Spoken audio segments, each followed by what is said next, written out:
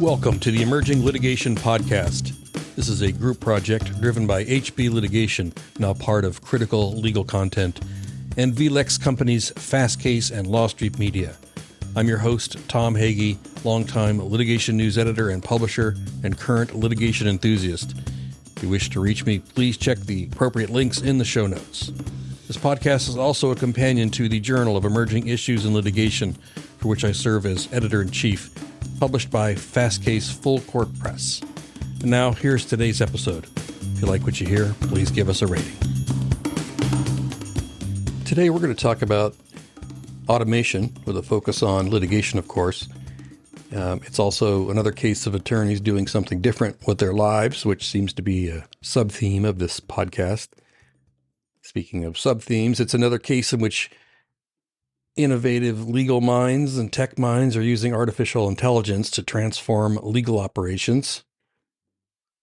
We speak with our guest today about his transformation from litigator to a tech entrepreneur and how the company he co-founded is using modern tools to do in minutes what used to take hours. These tasks include responding to demand letters, complaints, and discovery requests, and executing matter profiling and data analytics, all of which are traditionally rote and repetitive and time-consuming undertakings. As he explains, this is most attractive to companies managing large litigation and claims portfolios. We also talk about tailoring these services for specific law firms and their respective swim lanes, as he refers to case types or case themes, and even taking on the task of writing in the voice of different attorneys within a firm. Can you imagine? He also announced on this podcast a new service that he and his company are most excited about. He is James M. Lee, co-founder and CEO of Litigation.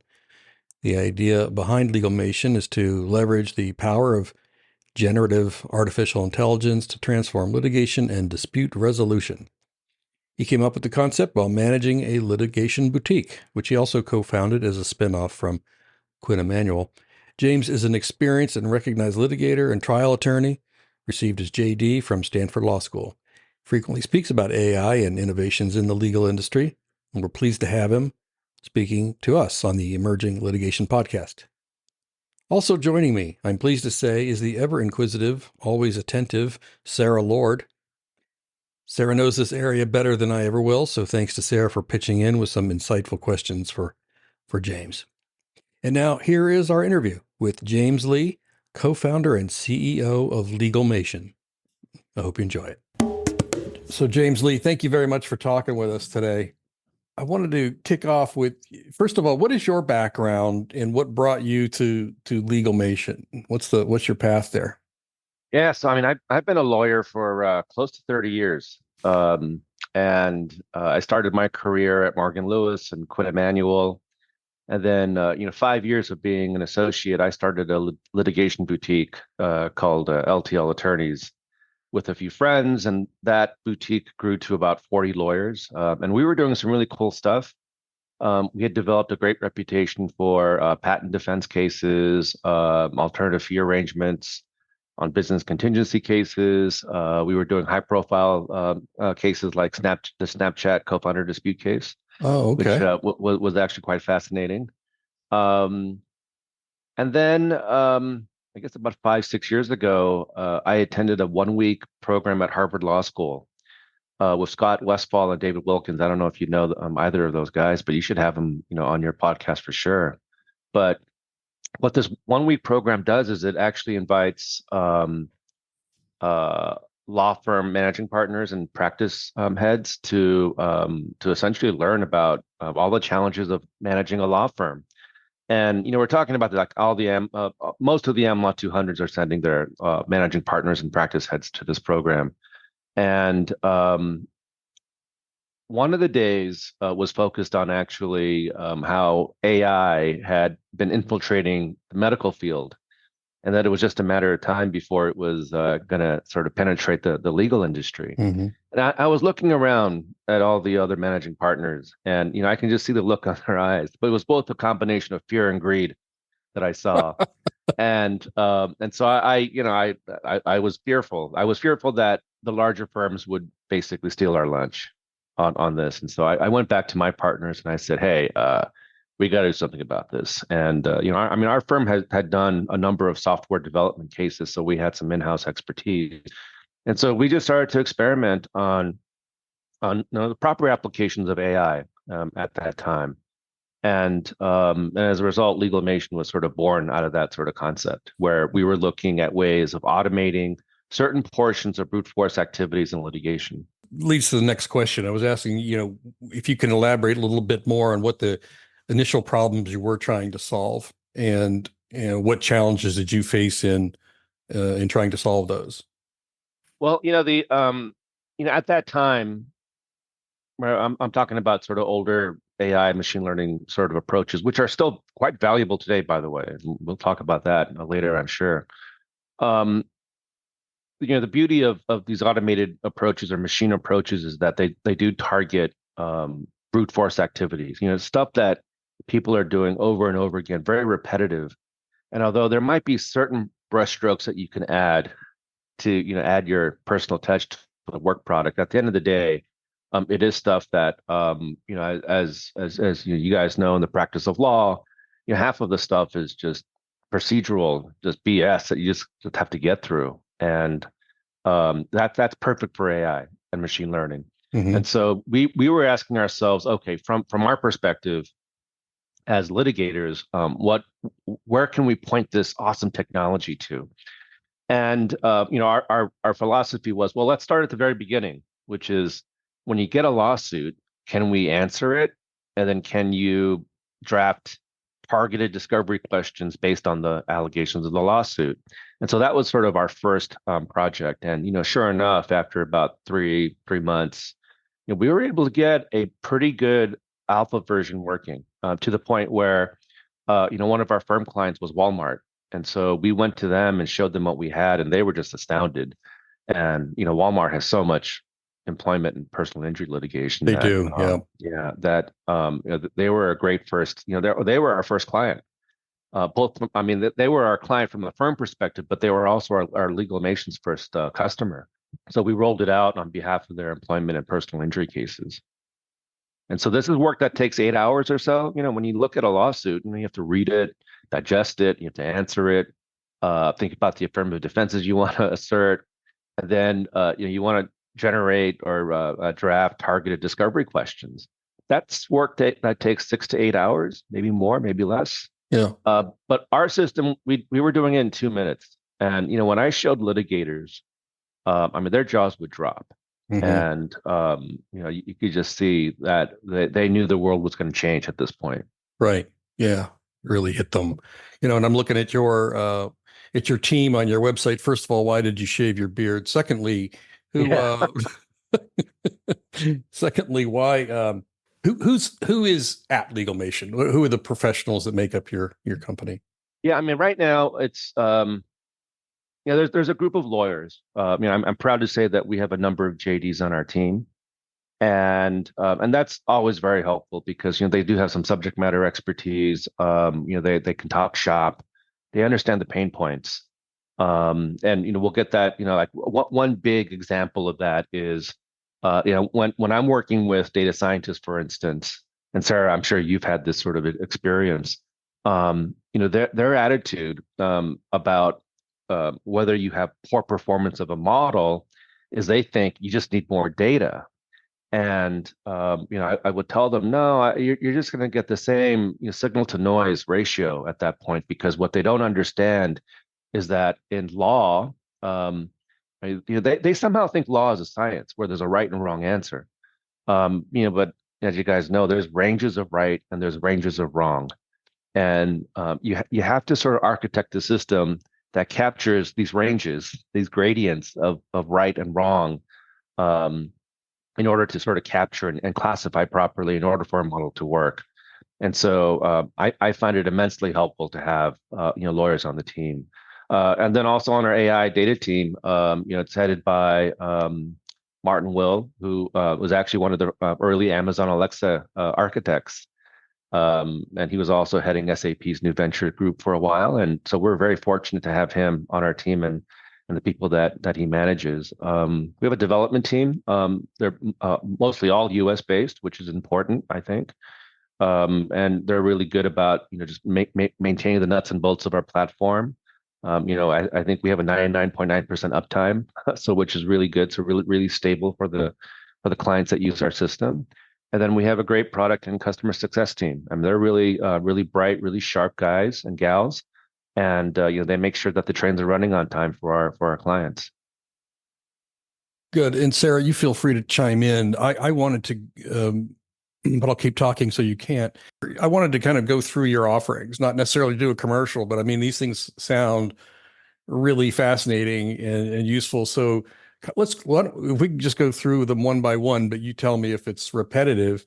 Complaint response. How does this work? Well, we make it as easy as possible because we're dealing with lawyers and paralegals. The beauty of our system, I think, is that we provide an end-to-end platform to basically provide a response or an answer. And so, if you were to ask me like what part of our system is really AI machine learning focused, I'd say 25%. A lot of the other stuff that we had to develop was really designed to answer a lot of feedback that we got from users. Because I think if you make it even a little difficult to use, lawyers and paralegals will revert to their old ways. There's no doubt. Yeah. And so on our system, the idea is that you take a lawsuit, a PDF copy of the lawsuit, you drag and drop on our system. There is a confirmation page where we do want you to just confirm spelling from OCR, possible OCR issues, bad copies. But after that preliminary step, which takes 15 seconds at most, you just press go and boom. Now you have a productivity tool where we have the ability to pre-answer all of the allegations based on historical data that a client gives us. So we provide training models for them, and then they're able to point and click, and then just press go, and then they get draft documents in Word that or final draft documents that they can just print out to PDF and just file at that point. But we're really trying to just expedite the entire sort of workflow in a way that I think makes paralegals and lawyers more likely to use the system. Okay. Yeah. Ease of use is huge. Huge. In the crush of a day. I don't think any of us who says, "Oh, here's some new system we could use, new app or something." You get in there and you're like, "Oh, I got to do this. I got to do that." If you're 20, 30 minutes in, you still have hell with it. You just move on. But Sarah, that's a good point for you you were asking me about some of the data behind the platform. Yeah, a couple of questions. You can't really talk about a tool these days that drafts responses, drafts motions, whatever it's writing, without hitting on hallucinations. How do you address the hallucination issue so that lawyers are confident using this tool in the results they're receiving? Yeah, so I'm very proud to tell you guys that I like to brag that we're never wrong when we provide answers to our clients, because we are only using their training data, their data, to essentially build out models that essentially identifies the allegation, comprehends it, and then essentially provides them with the responses. Now, let me back up and I'll sort of give you more context on that. When we were initially developing our platform, what we discovered is that lawyers think of themselves as artists. This has to go with the gradients of right and wrong, and they tend to have art style degrees. Yeah, I mean, well, no, but it's true. Mm-hmm. I mean, there's this one person this past week was wanting different transition words actually between objections that our system was not providing, that he thought that it should do some other transition words. Wow. And this is where it gets kind of I'm not silly, but the reality is that because lawyers want to put their personal touch on a lot of the on the responses, you have to build in biases in the model. There's I've said this before publicly, I'll say it again. We build bias in our systems because if we did not just use the type of preferences or decisions that an organization likes to use, they just wouldn't use it. So in other words, if you built a compromise model, which is really what I think people are talking about, where you have different organizations contributing quote unquote data, what you end up having is just a compromise model that no one's going to be very happy with. And so what we do is we actually build out specific data warehouses for the clients. And so, like for instance, we have a number of auto manufacturers as clients, and they face the same opponents. What's really interesting is that they respond very differently philosophically from one organization to another. If I was using some sort of joint community model, no one would be happy. So we're just building out specific data warehouses for specific clients, and so whenever they are facing particular allegations or discovery requests, that's where we're just pulling from that pool of possible responses. So the risk of hallucination is almost zero at that point. Okay, so then if you're utilizing that contained data set to train your model, it feels like it's really going to work best for firms that have a recurring case type. So when I get a novel case in, something I don't generally work on, how well does this tool work for that? Yeah, we are just primarily priming this to specific domains. Okay. And so there's a certain swim lane. So in other words, works just really well on that swim lane. And if it's another personal injury case, it goes into another swim lane because it has different models that it's pulling from.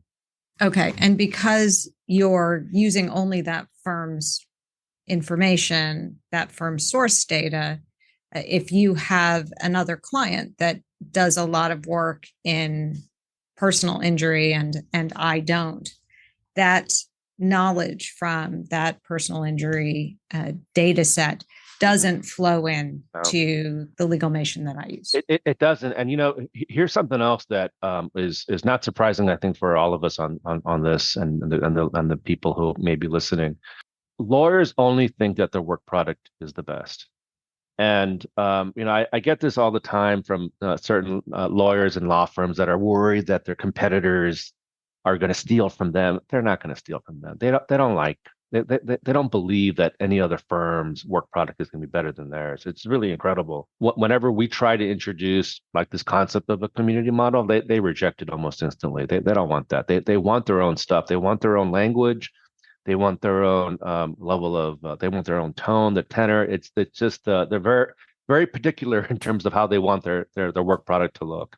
In defense of people with low opinions of themselves, I do know a lot of lawyers would grab pleadings and things and borrow generously from them a lot. Sarah, did you have a follow-up to that? Yeah, just within a firm, especially a larger firm, which larger firms may have more than massive data required to effectively train the system. Admittedly, there are smaller firms that work in one swim lane, and they will also have a good set of data. But for firms that are large enough that you have different partner personalities, all of whom have their own language that they like to use, their own style, does the tool have any ability to provide results customized to the actual? Yes.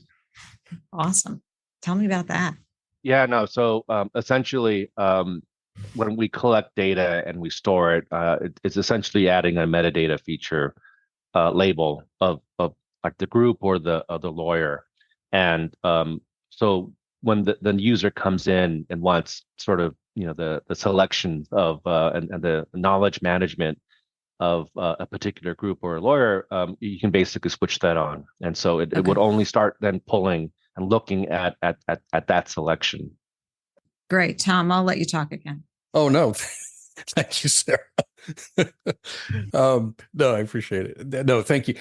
I just wanted to ask you one thing. You said earlier, you used the word bias. You said you build bias in. Could you just elaborate, just so for people who hear the word bias, they immediately think of negative things? What did you mean when you said that? Yeah, no, it's like I said, there are leanings that certain lawyers have about the way they may want to answer certain requests or certain Perspectives. perspectives. And like I said, having worked with particularly lawyers, but also I also believe this to be true of just general users across the board. That I think you need to take into consideration their style, their preferences, Mm-hmm. their views, their worldview of how they want to express themselves. And in order to do that, you need to build out sort of these mini models, which is actually what's happening in sort of the enterprise world. Just so you guys know, is that the use of these large language models is probably going to give way to sort of smaller domain specific models. And I think what's going to end up happening as you move forward is people are going to begin to realize that in order to have more successful results or outcomes, you're going to have to build out more preferences that a model will have to pick up in order for a user to start using it. Otherwise, like I said, I think a compromised model is going to end up being novel at first. There's no doubt, but when companies and enterprises try to implement them, they're going to be very frustrated, which is actually what's happening with a lot of the large language model experiments that are going on right now. Yeah, it just reminds me of a couple things. As I've written for other people for a lot of my career, learning people's individual attorneys' styles is it's tricky. But I've gotten things back like I would never talk like that. No, I mean, look, as a young associate, it was very difficult drafting stuff for different partners. Yep. And what I ended up doing mostly was I would look at exemplars from the partners so that I could conform the style and tone to what he or she may expect or want. Mm-hmm. And so people don't realize it, but that sort of work process has been going on for decades. Now you have these other services, discovery response, matter profiling. I guess it's all basically the same idea, but tell me how they're different or if they are.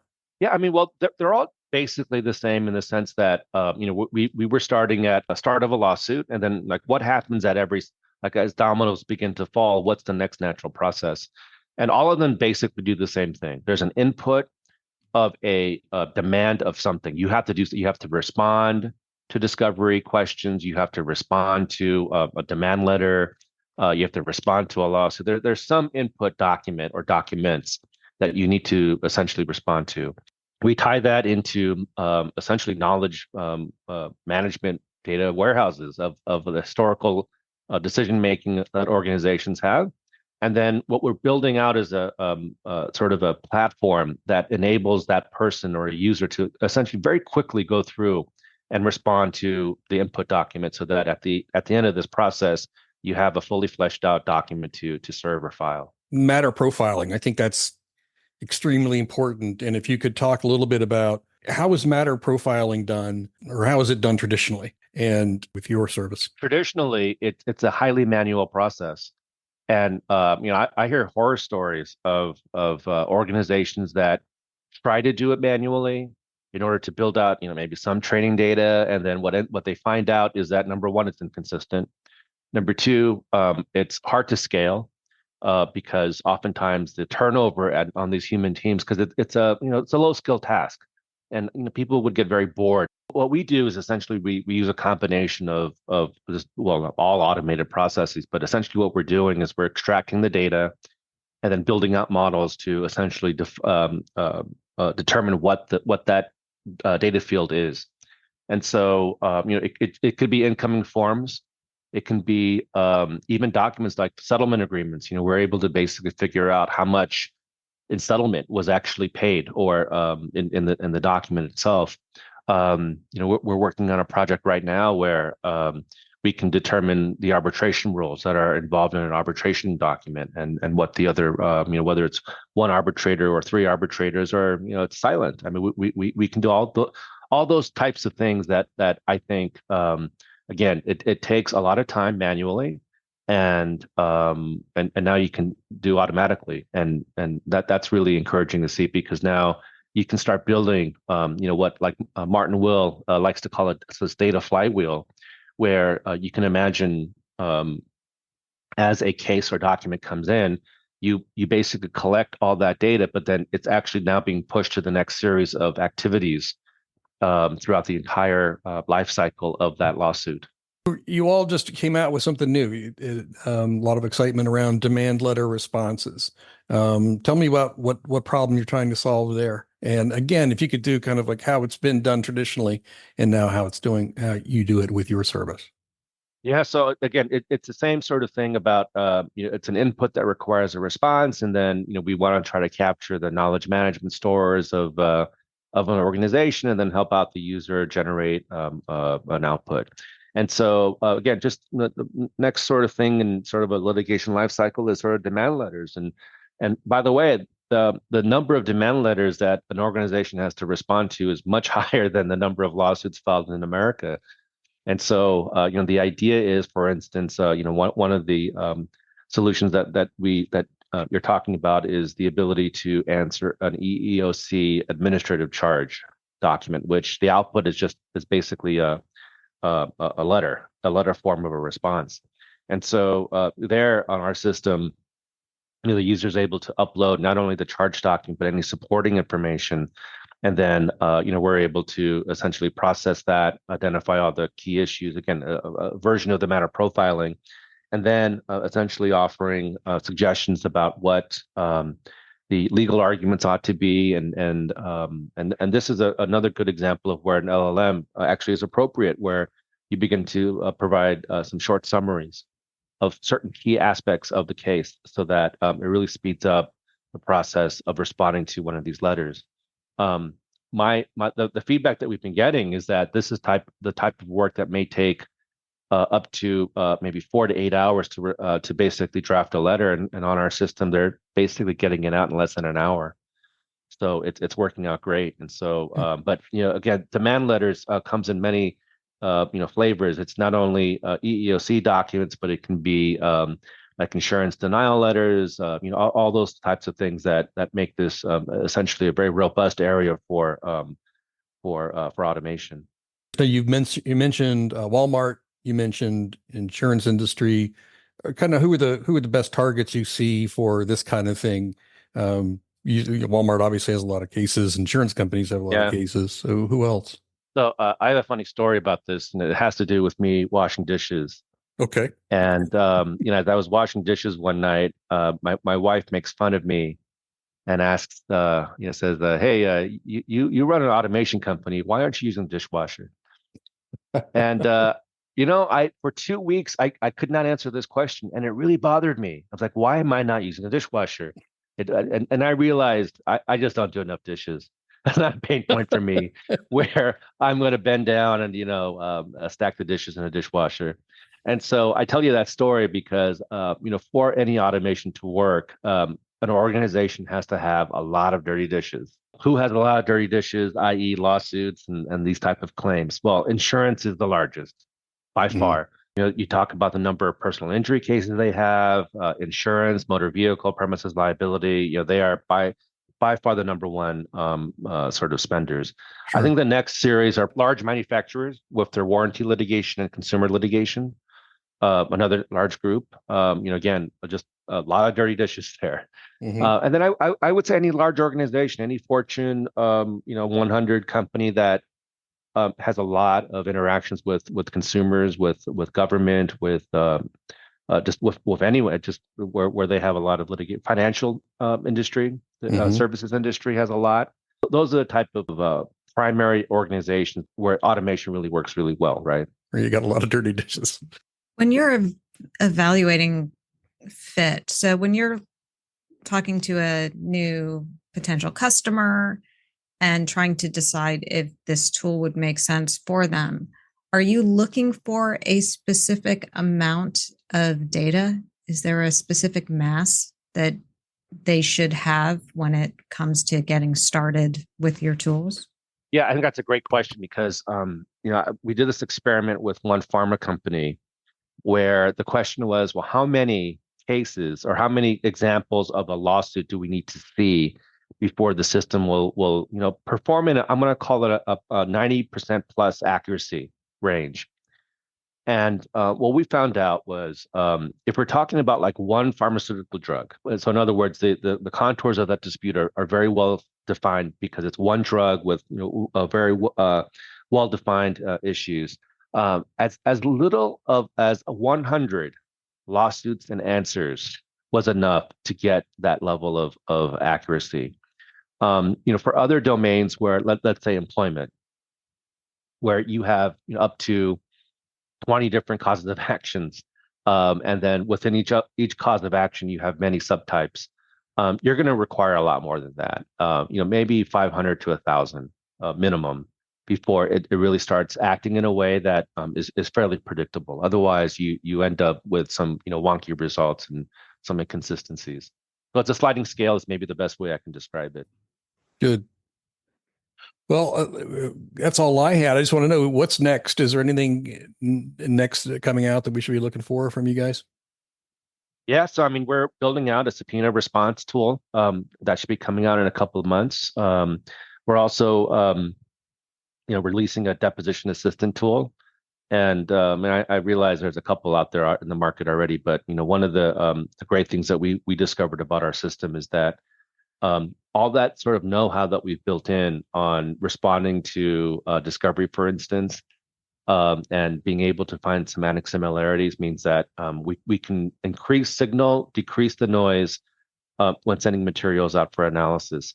And one of the exciting things about this is the ability now to look across dozens and dozens of depositions for consistencies or inconsistencies. And one of the things that I'm really sort of, you'll be the first to know about this actually in public, but we have a project with the California Appellate Project this summer. Who are they? Well, they're the death penalty appellate lawyers that the state of California funds. So in the state of California, every time there's a death penalty conviction, the defendant has an automatic appeal. And so this organization is basically a law firm, is essentially being tasked with providing an appellate defense. And one of the things that we're going to be doing for them this year is analyzing thousands and thousands of pages of transcripts for potentially relevant testimony that can help in overturning some of those death penalty convictions. Wow. And so we have a couple of fellows from Stanford and Georgia Tech that will be helping in that. And apart from anything that we do on behalf of enterprises, this is just a really cool, interesting use case where to the extent that we can find real evidence of discrimination, bias, and testimony, and closing arguments, and opening statements, and voir dire. It's going to be a great way for us to sort of help out marginalized guys. It's just one of those things that I think is pretty cool to do. That's important work. Unless Sarah, you had anything else, I'm gonna let James get back to it. Sounds good. This has been a great discussion. So I appreciate you inviting me to participate. Well, James Lee, thank you very much for talking to us. All right, thanks. That concludes this episode of the Emerging Litigation Podcast, a co-production of HB Litigation, Critical Legal Content, VLEX Fastcase, and our friends at Lost G Media. I'm Tom Hagee, your host. Please feel free to reach out to me if you have ideas for a future episode, and don't hesitate to share this with clients, colleagues, friends, animals you may have left at home, teenagers you've irresponsibly left unsupervised. And if you feel so moved, please give us a rating. Those always help. Thank you for listening.